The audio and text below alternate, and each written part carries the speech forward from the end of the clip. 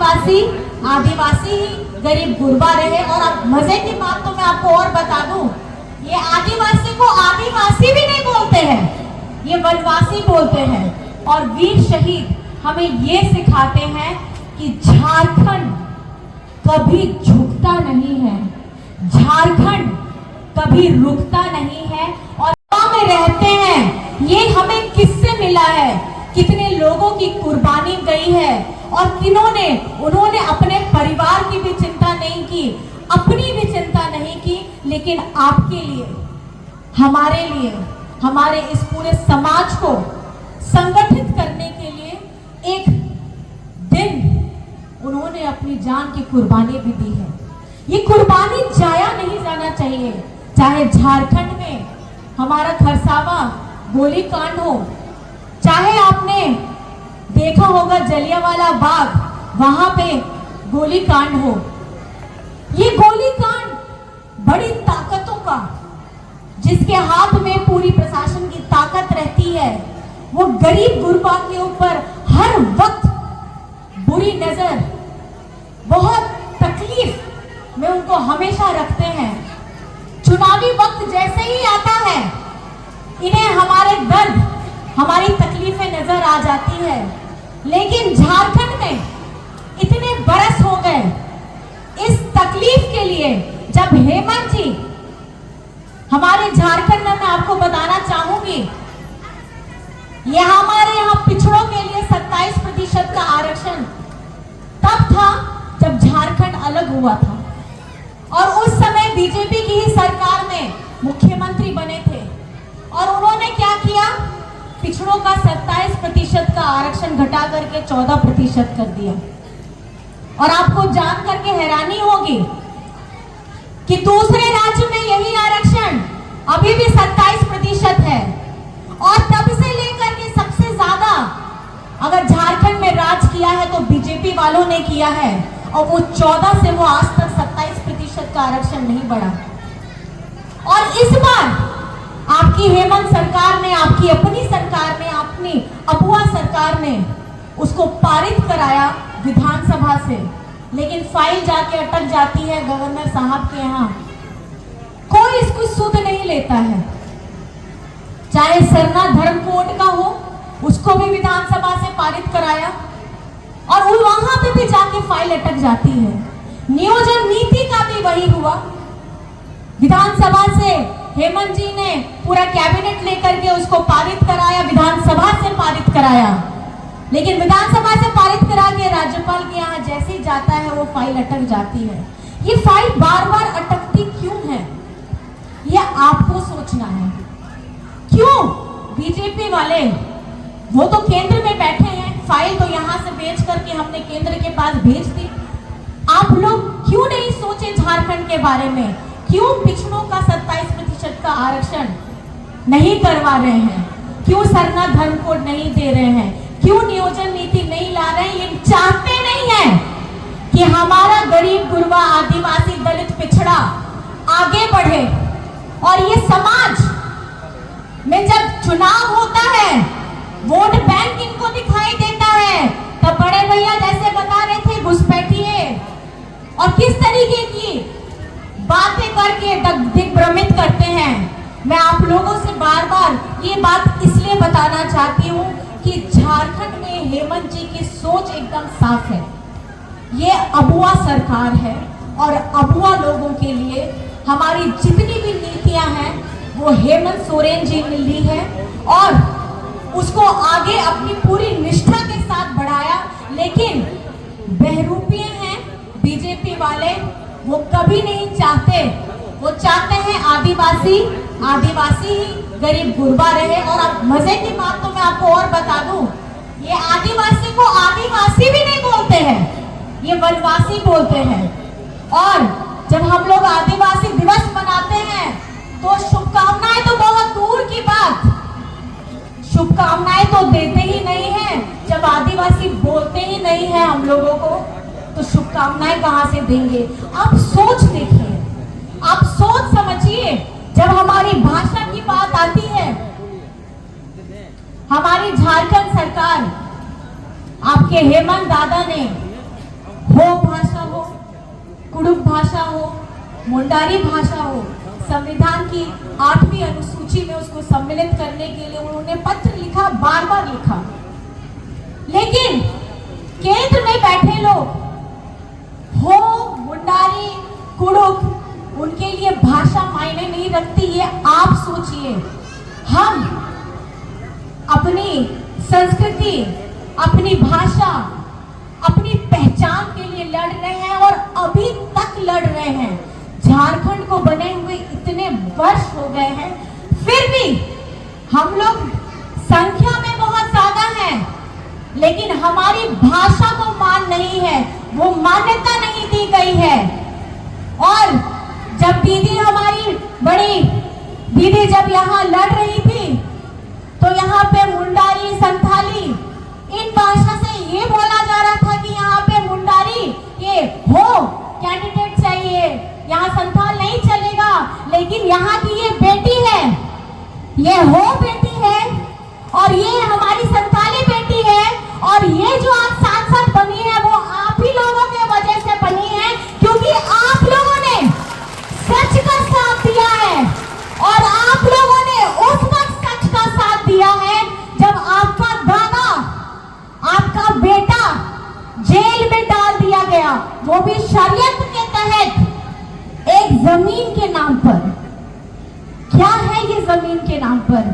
एक सीएम को, एक संवैधानिक पद में बड़े बैठे व्यक्ति को आप जेल में डाल देते हैं, बिना सबूत के जेल में डाल देते हैं।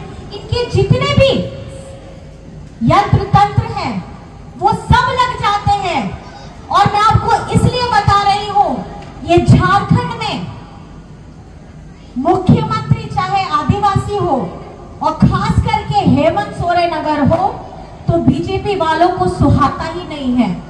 इनको ये लगता है कि आदिवासी भोका है, ये मुंडा संथाल को लड़ाने का काम करते हैं, ये ऊंची जाति नीची जाति को लड़ाने का काम करते हैं, ये धर्म को लड़ाने का काम करते हैं, ये रंगों को दिखा करके लड़ाने का काम करते हैं।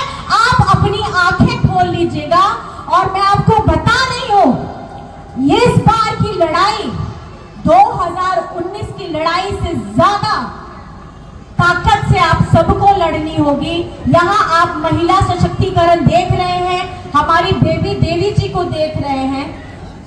आपको पता है, हमारे चाचा जी दिवंगत जगन्नाथ महतो जी झारखंड मुक्ति मोर्चा के एक ऐसे सिपाही थे जो दिन रात अपनी समाज के सेवा के लिए हमेशा लगे रहते थे।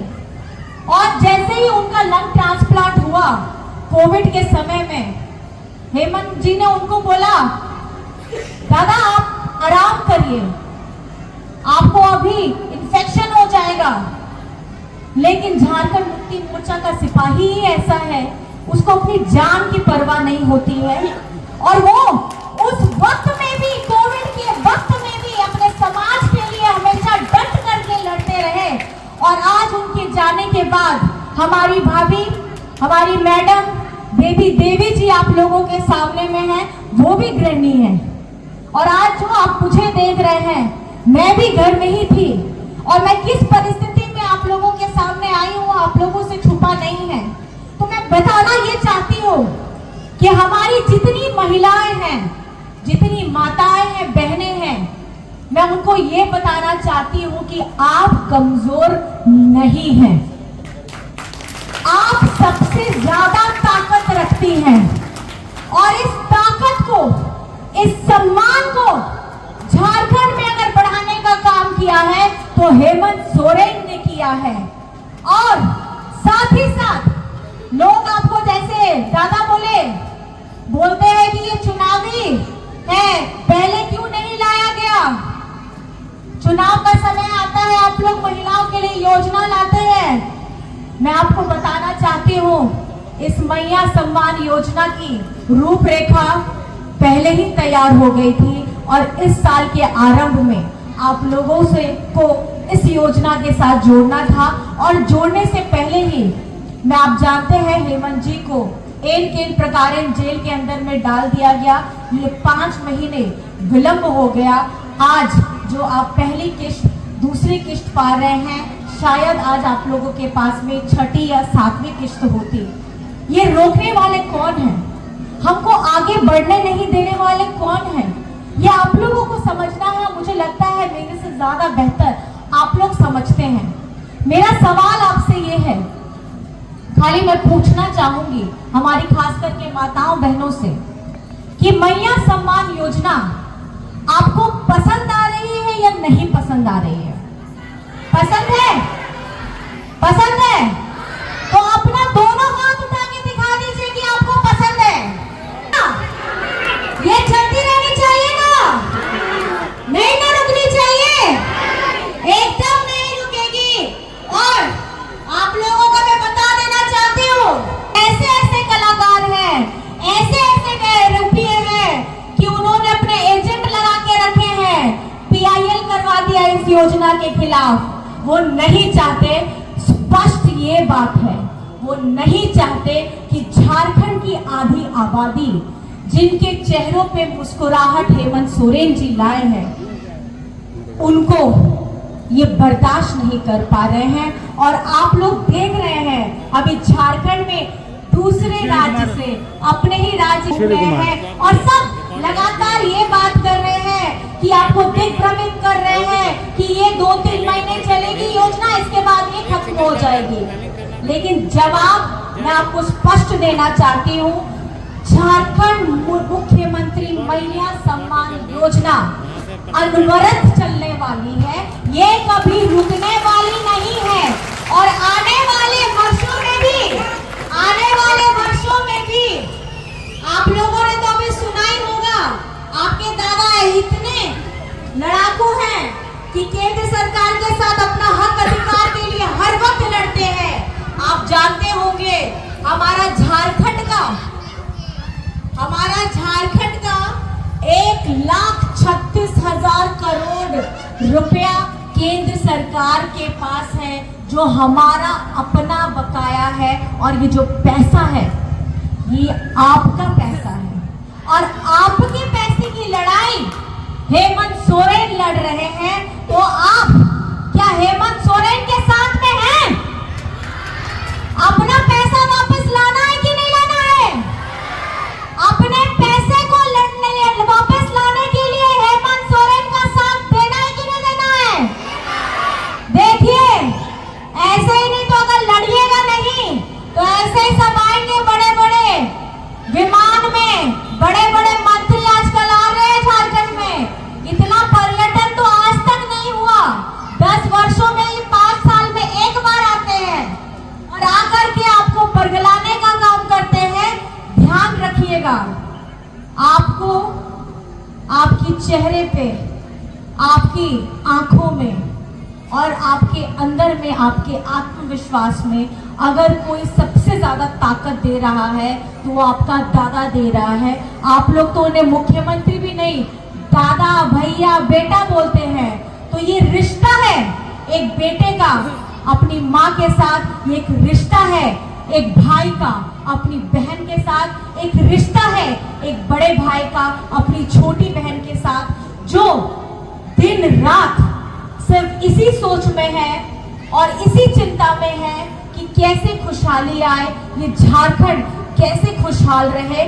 मैं और इतना ही बस बोलना चाहती हूँ, बस इतना कहना चाहती हूँ। साथ में आप लोग हमारी नारी शक्ति को, यहाँ भाई दादा सब लोग हैं, नारी शक्ति को आप लोग जिंदाबाद करिएगा, करिएगा ना?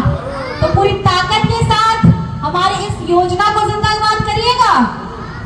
तो साथ में हम लोग मिलकर करेंगे जिंदाबाद नारी शक्ति के लिए, जिंदाबाद हमारी योजना के लिए। तो साथ में मिलकर बोलेंगे नारी शक्ति जिंदाबाद,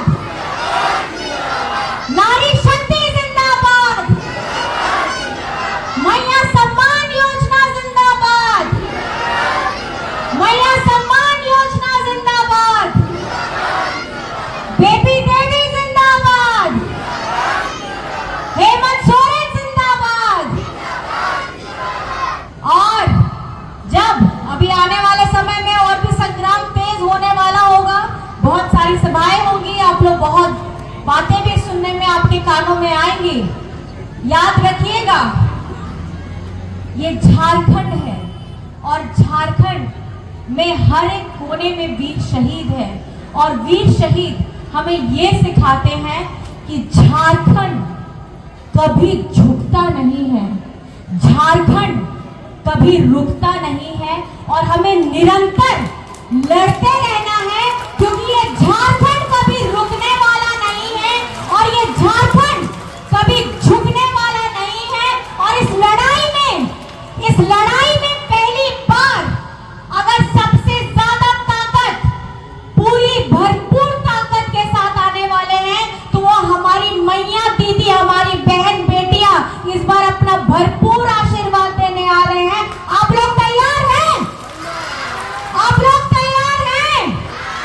बहुत बहुत धन्यवाद है। और इतने संयम से आपने हमारी बातों को सुना है और इतने विलंब कार्यक्रम में भी आप लोगों ने हमारा इंतजार किया, आपके जोश के लिए और आपके इस ऊर्जा के लिए बहुत बहुत धन्यवाद है। और हमारे